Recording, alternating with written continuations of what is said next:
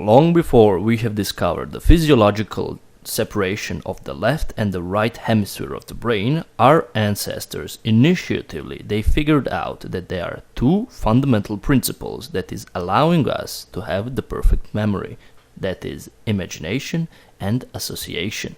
Today, most of us are discouraged to use its imaginative capabilities, and we learn a very little about the nature of our mental associations.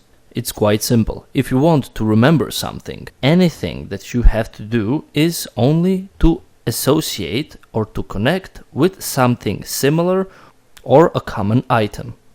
In order to have a perfect memory, you have to imply these elements in your mental image. The first element is synesthesia, which refers of mixing your senses. In order to develop your memory, it is proved that it is quite necessary to increase the sensibility of your senses and to practice them as much as possible. So you have to practice your eyes, your ears, your smell, your taste and your touch, alongside with kinesthesia. Motion gives us a vast amount of abilities for our brain to connect with the motion and with the event or the item that we need to remember. Therefore, it is quite necessary for our mental image and our memory images to have a rhythm.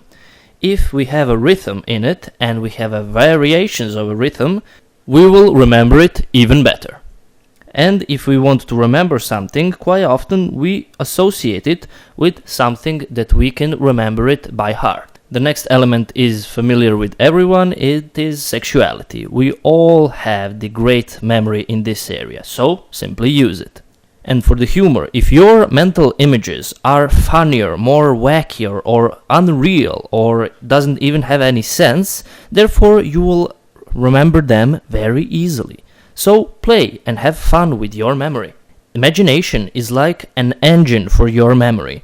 Even the Einstein said that the imagination is more important than knowledge, because knowledge is limited, while the imagination holds within the whole universe, and it stimulates the progress and evolution gives a life breath. The more you use your wild imagination, the better you will remember, which is the fundamental principle of memory. The next on the list is numerical order. If you count something, you're giving it a specific and efficiency in the principle of order and logic. While symbolism is substituting the common, boring and abstractive terms or ideas, as for instance the sign stop or the light bulb, if you turn that term in something interesting with more meaning, you're going to vastly improve the probability of recall it. And whenever is possible for you, use the whole spectrum of rainbow colors and simply color your ideas and terms and therefore make them easier for remembering. The next on the list is the principle of order. In the combination with the rest of the principles, this is allowing the information to immediately being stored and to analyze it and to increase the possibility of the brain for random receive. The examples for it are the gradation, grouping by color, sorting by categories, and hierarchy. The positive mental images in most cases are quite easier to remember because our brain wants to return to them.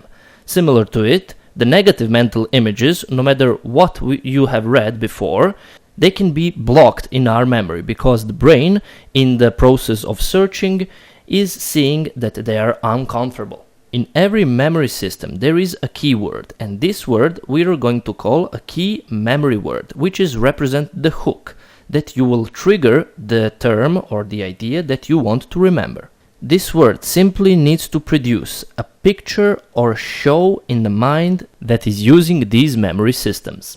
If you use the memory principles and the techniques on the right way, not only that your memory is going to increase in vast areas, but your creativity is going to skyrocket. And with improving on your memory and creativity, your complete mental functioning and assimilation of knowledge is going to increase in a fantastic way. In this process, you're going to get one new dynamic synthesis of left and the right hemisphere of the brain.